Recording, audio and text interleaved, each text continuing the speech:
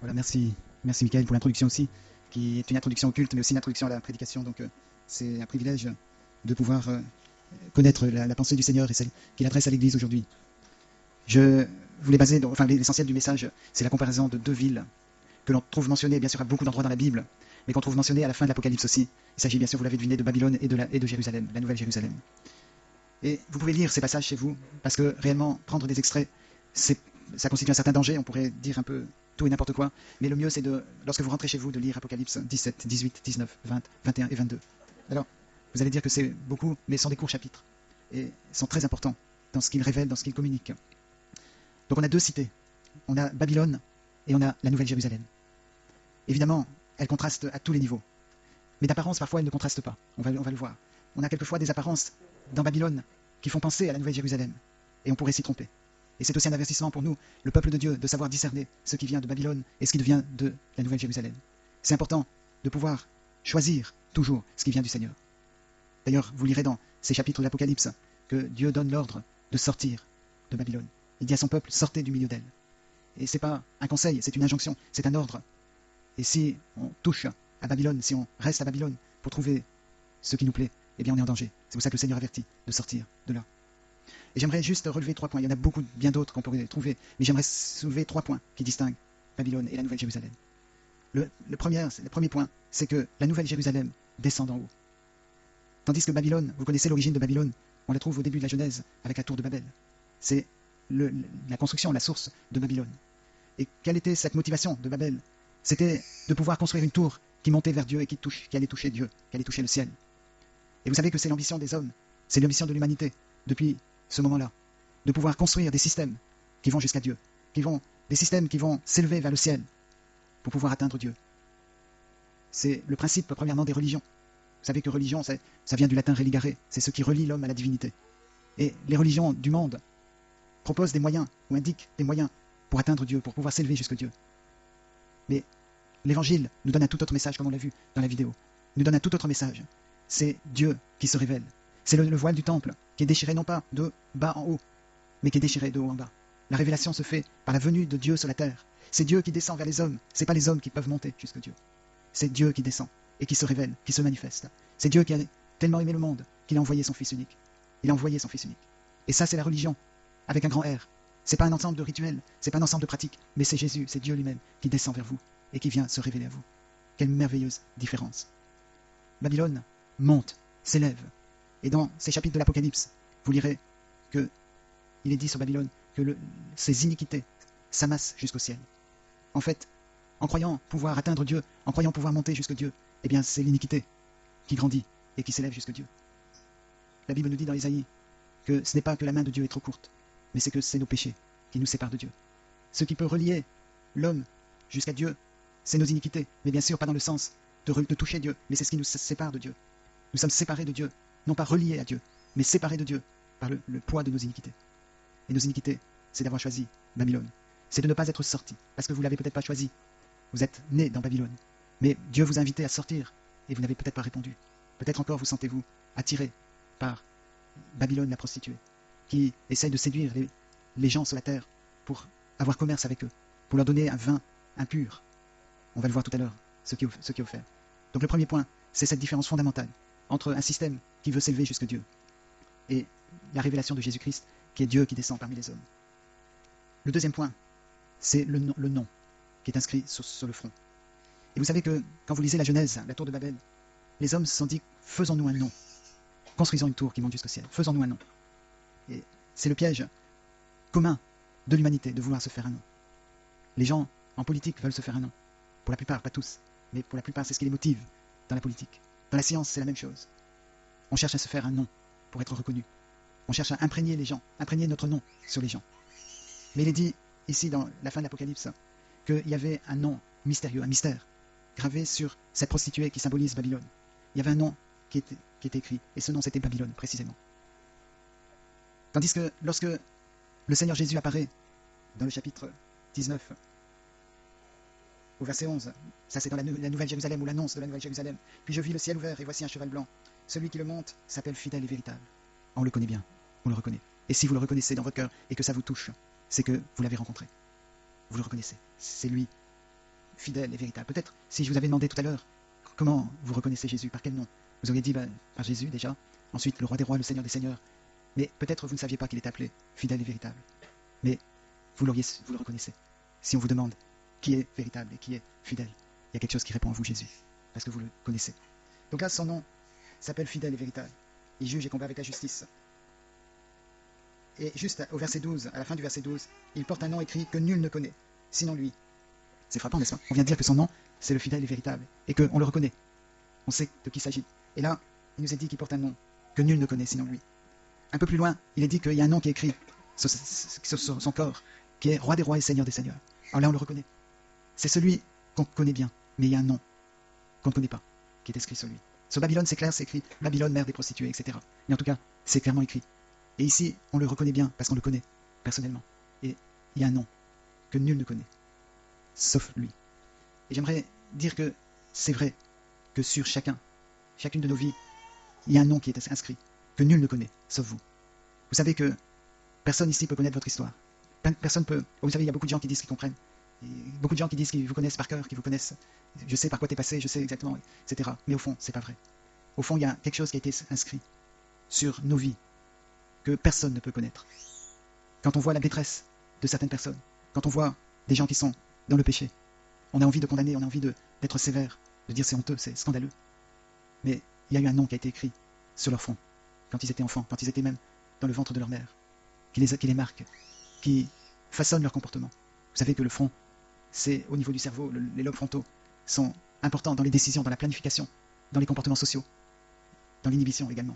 C'est-à-dire, il y a tout un système de contrôle, de réaction sociale, de planification, c'est-à-dire faire des projets et tout ça. Ça se passe au niveau des lobes frontaux. Et il y a quelque chose qui a été écrit depuis avant votre naissance. Vous n'avez pas choisi ce nom-là. Les autres ne connaissent pas. Méfiez-vous des gens qui disent, qui peuvent vous connaître, avoir des entretiens avec vous et dire « Je connais les profondeurs, je peux expliquer pourquoi tu te comportes comme ça. » Parce que personne ne sait le nom qui a été écrit, sauf vous. Vous êtes le seul à connaître votre histoire, votre passé. Et le Seigneur veut faire un miracle. Il veut écrire, comme il est dit à la fin de l'Apocalypse, il veut écrire son nom sur votre front. Et ça, c'est le plus beau des miracles. Quand les choses anciennes sont passées, voici toutes choses sont devenues nouvelles. Parce que le nom que tes parents, que ton histoire, que les circonstances de vie que tu as connues, qui a été gravé sur ton front, est effacé. Et il est remplacé par le nom de Jésus. Il est remplacé par ce nom que le Saint-Esprit veut te révéler. Et vous savez que c'est le cas. Vous savez que le diable redoute quand c'est écrit Jésus sur le front des hommes et des femmes qui ont accepté cette sanctification dont il était question dans l'introduction. Il veut nous donner son nom.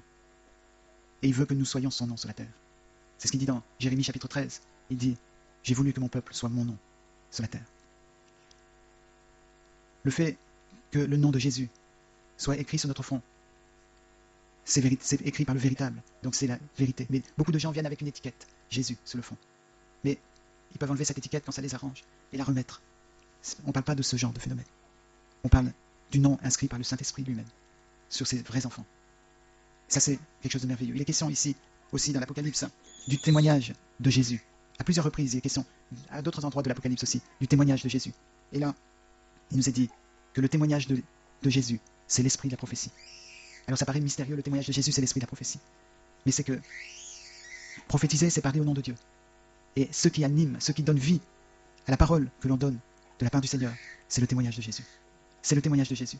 Si vous parlez du Seigneur autour de vous et qu'il n'y a pas le témoignage de Jésus, ce n'est pas de la prophétie. Vous ne parlez pas au nom de Jésus, vous parlez en votre nom. Le nom qui est écrit sur votre front, c'est votre nom. Ce n'est pas le nom de Jésus. L'esprit de la prophétie. La parole, le témoignage de Jésus, c'est ça qui donne la vie à la prophétie. Le témoignage de Jésus. C'est si important. Donc ici, celui qui a un nom inscrit, que lui seul connaît, Jésus. Mais tout témoigne, vous voyez, tout le témoignage de Jésus, c'est sa personne. Il est le roi des rois, le Seigneur des seigneurs, on le connaît. Il est le véritable, il est le juste, on le connaît. Mais il a un nom qu'on ne connaît pas. Et je vais suggérer juste, ça n'a aucune importance. Si vous ne le croyez pas, vous le croyez, parce que je dis ça juste comme illustration. Je pense que ce nom, que lui connaît, mais qu'on ne connaît pas, c'est notre nom qui figure. Ses enfants, ceux qui portent son signe, son nom, sur leur front, sont écrits aussi sur le corps de Jésus. Parce qu'il s'est offert lui-même. Il a donné son corps pour l'Église. Il a donné son corps pour que nous soyons sauver, pour que nous, par ces meurtrissures, nous soyons sauvés, mais aussi pour que nous puissions vivre comme lui a vécu. La troisième chose, le troisième point, donc le premier point, c'est que la Jérusalem céleste, elle descend du ciel, vous le lirez ça, dans la fin de l'Apocalypse, tandis que Babylone cherche à monter, cherche à se faire un nom, tandis qu'ici on ne cherche pas à se faire un nom, c'est le Seigneur qui inscrit son nom sur nos fronts. Le troisième point, c'est que Babylone est la reine du mirage, tandis que la Nouvelle Jérusalem, elle est véritable. Et pourquoi je dis qu'elle est la reine du mirage? Eh bien, il nous est dit que Babylone apparaît sur une mer d'eau. C'est-à-dire il y a plein d'eau, elle est assise sur les grandes eaux, voilà. Et on pense que c'est formidable, mais Jean, en vision, est transporté dans un désert. Et qu'est-ce qu'il voit dans ce désert? Une grande étendue d'eau. C'est bizarre, n'est-ce pas? Quand on va dans un désert, on n'attend pas d'avoir une grande étendue d'eau, sauf si c'est un mirage. Et sur cette étendue d'eau, si vous lisez les chapitres très attentivement, on nous dit ce que c'est. Cette étendue d'eau, c'est en fait des nations, des langues, des peuples. Là aussi, c'est un désert, et dans un désert, il n'y a pas grand monde. Mais là, il y a une foule. De loin, on dirait que c'est de l'eau. De sorte à ce que si vous avez soif, vous avez envie d'aller à Babylone. Vous avez envie d'aller vous désaltérer. Regardez cette étendue d'eau dans le désert. Et dans le désert de votre vie, vous avez peut-être cette envie d'aller goûter l'eau. Mais quand vous vous approchez de trop près, quand c'est trop tard pour faire demi-tour, vous vous rendez compte que c'est un mirage. Qu'en réalité, c'était des peuples, des hommes et des femmes qui sont trouvés dans la même situation que vous, précédemment, et qui sont morts là. Vous voyez qu'il y a des langues. Qu'est-ce qui s'est passé à Babylone, à Babel? Les langues sont devenues ce qui a séparé les hommes et les femmes. La discrimination. L'union avec Dieu a été officiellement rompue. La parole n'était plus. Les gens parlaient, mais on ne se comprenait pas, donc il n'y avait pas de parole. Tandis que celui qui inscrit son nom sur vos fronts, c'est la parole de Dieu. Et la parole de Dieu, ça doit être l'esprit de la prophétie. Quand on parle, ça doit toujours être la parole de Dieu vivante. Elle nous donne l'illusion, Babylone, de pouvoir offrir de l'eau, de pouvoir désaltérer. Mais on lit ici qu'il y a un appel plus loin pour la Nouvelle Jérusalem, qui est que celui qui a soif vienne. Et dans Jean, en tout cas l'évangile de Jean, je crois que c'est chapitre 8, Jésus, il est dit que Jésus s'est écrié, si quelqu'un a soif, qu'il vienne à moi et qu'il boive, et des fleuves d'eau vive couleront de son sein. Et là, c'est de l'eau vive, c'est de l'eau merveilleuse, n'est-ce pas? Et on a vu tout à l'heure, et j'avais l'intention de le partager dans la vidéo, que la Jérusalem actuelle, elle doit se contenter d'un réservoir, le réservoir de Siloé. Quand il est question dans Ézéchiel 47 du temple, c'est bien Jérusalem le temple. Il est question de l'eau qui commence à couler, puis qui devient un fleuve, qui fait pousser les arbres, qui donne des fruits. Mais on peut dire, mais non, à Jérusalem, il n'y a pas de fleuve. Mais c'est la Nouvelle Jérusalem. Dans la Nouvelle Jérusalem, il y a cette eau, ce torrent, ce fleuve qui coule du trône de Dieu et qui vient donner la vie. À Babylone, les grandes eaux sur lesquelles la prostituée est assise sont des eaux qui donnent la mort, parce que ce sont des mirages. Il nous est dit que la prostituée, elle est ivre, parce qu'elle a dans sa main la coupe du sang des martyrs. Elle a dans sa main, elle s'est enivrée du sang des martyrs. Est-ce qu'on est prêt à être martyr? Est-ce qu'on est prêt à mourir? C'est ça le principe du christianisme. Vous voyez les idéologies extrémistes de l'islam radical, où on donne sa vie pour tuer les autres. Dans le christianisme, on donne sa vie pour le salut des autres, pour épargner la vie des autres. Lorsque Ézéchias était roi à Jérusalem, Rabshakeh, par le roi d'Assyrie, a été envoyé pour défier le peuple de Dieu, pour défier les habitants de Jérusalem. Et il s'est tenu au niveau de l'aqueduc supérieur, près du champ du Foulon. Et c'est là que l'eau rentre dans Jérusalem, jusqu'au réservoir de Siloé. Et mes amis, l'ennemi se tient là où l'eau rentre dans la ville. Il vient défier l'endroit. Et ce qu'on a besoin, c'est que l'eau ne vienne plus de l'extérieur, mais qu'elle vienne de l'intérieur de Jérusalem, et que ce soit un fleuve. Vous savez, au temps de Ézéchias, il y avait cette eau qui rentrait, et quand ils ont su que Rabshakeh, qui n'a peut-être pas rendu compte lui-même qu'il était juste à l'endroit où ça rentrait, eh bien, ils ont dû avoir peur, parce qu'ils pouvaient bloquer l'eau là, et la ville aurait été sans eau. Et c'est ce que l'ennemi veut faire. Il veut faire ça avec nos enfants. Il leur fait entendre des choses là où l'eau pure rentrait dans la vie de nos enfants. L'ennemi vient se mêler et vient prendre position pour menacer. Et ce qu'on a besoin pour nos enfants, pour nos jeunes, pour les moins jeunes aussi, c'est de prier pour que ce miracle se produise, que ce ne soit pas de l'eau qui vient de l'extérieur, même si ça vient de la parole de Dieu entendue, mais qu'il y ait ce fleuve, ce Saint-Esprit qui coule du trône de Dieu et qui vient apporter la guérison. Oui, la parole de Dieu vivante, le témoignage de Jésus, c'est qu'il y a la vie et pas la mort. C'est qu'il y a la vie qui commence à se faire. Vous lisez dans Ézéchiel que ce fleuve allait jusqu'à la mer morte, mais sur son passage, il entraînait les arbres, les fruits. Et vous avez cette description exacte. Dans Apocalypse 22, il me montra le fleuve d'eau de la vie, limpide comme du cristal, qui sortait du trône de Dieu et de l'agneau. Et ensuite, au milieu de la place de la ville, et sur les deux bords du fleuve, se trouve l'arbre de vie, qui produit 12 récoltes, et donne son fruit chaque mois. Les feuilles de l'arbre servent à la guérison des nations. C'est merveilleux, n'est-ce pas? Ce fleuve sert à la guérison des nations. Si vous avez besoin d'être guéri, si vous êtes dans ces eaux de Babylone, eh bien, le Seigneur veut intervenir, il veut faire goûter les feuilles, les fruits de cet arbre, pour que vous puissiez avoir la vie. Et ainsi, le témoignage de Jésus sera là dans vos vies, pour vous conduire, pour faire que vos paroles, qui à Babylone, à Babel, étaient incompréhensibles, deviennent compréhensibles, parce qu'il y a le témoignage de Jésus, parce qu'il y a la puissance de Jésus.